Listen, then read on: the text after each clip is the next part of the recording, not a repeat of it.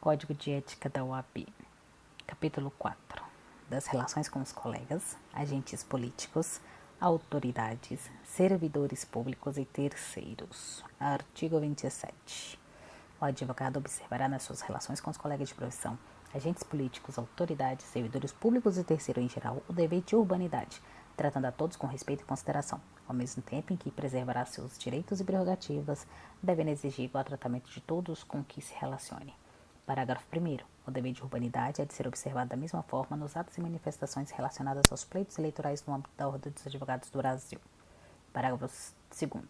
No caso de ofensa à honra do advogado ou à imagem da instituição, adotar-se-ão as medidas cabíveis, instaurando-se processo ético disciplinar e dando-se ciência às autoridades competentes para apuração de eventual ilícito penal. Artigo 28. Considera-se imperativos de uma correta atuação profissional o emprego de linguagem escorreita e polida, bem como a observância da boa técnica jurídica. Artigo 29. O advogado que se valer do concurso de colega na prestação de serviços advocatícios, seja em caráter individual, seja no âmbito de sociedade de advogados ou empresa de entidades em que trabalhe, dispensar-lhe-ás o tratamento codigno, que não os torne subalternos, seus nem lhe alvite os serviços prestados mediante remuneração incompatível com a natureza do trabalho profissional ou inferior ao mínimo fixado pela tabela de honorários que for aplicável.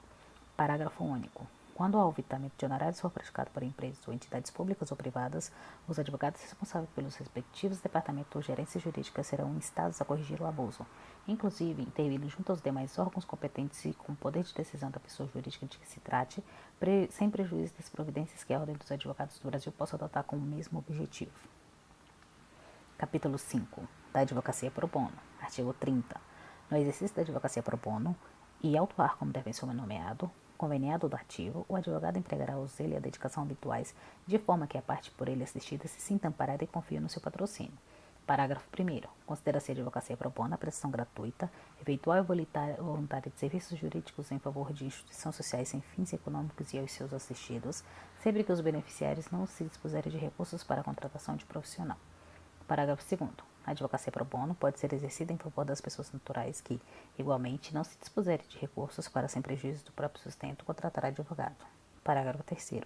A advocacia pro bono não pode ser utilizada para fins políticos, partidários ou eleitorais, nem beneficiar instituições que visem os tais objetivos ou como instrumento de publicidade para a captação de clientela. Capítulo 6. Do exercício de cargos e funções na OAB e na representação da classe. Artigo 31.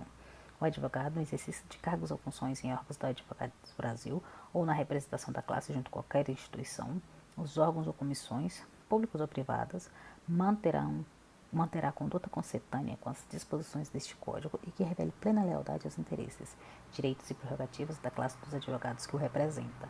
Artigo 32. Não poderá o advogado, enquanto exercer cargo ou função em órgãos da OAB, ou representar a classe junto com quaisquer instituições, órgãos ou comissões públicos ou privados, firmar contrato oneroso de prestação de serviço ou fornecimento de produtos com tais entidades, nem adquirir bens postos à venda por quaisquer órgãos da OAB. Artigo 33. Salvo em causa própria, não poderá o advogado, enquanto exercer cargo ou funções em órgãos da OAB ou tiver assento, em qualquer condições nos seus conselhos, atuar em processos que tramite perante a entidade, nem oferecer pareceres destinados a instruí-los. Parágrafo único. A vedação estabelecida neste artigo não se aplica aos dirigentes seccionais quando atuem nessa qualidade como legitimados a recorrer nos processos em trâmite perante aos órgãos da OAB. Artigo 34. Ao submeter o nome à apreciação do Conselho Federal ou dos conselheiros seccionais com vistas à inclusão em lista destinadas ao provimento de vaga reserva da classe nos tribunais, no Conselho Nacional de Justiça, no Conselho Nacional do Ministério Público e em outros colegiados, o candidato assumirá o compromisso de respeitar os direitos e prerrogativas do advogado, não praticar nepotismo nem agir em desacordo com a moralidade administrativa e com os princípios deste Código no exercício de seu mister.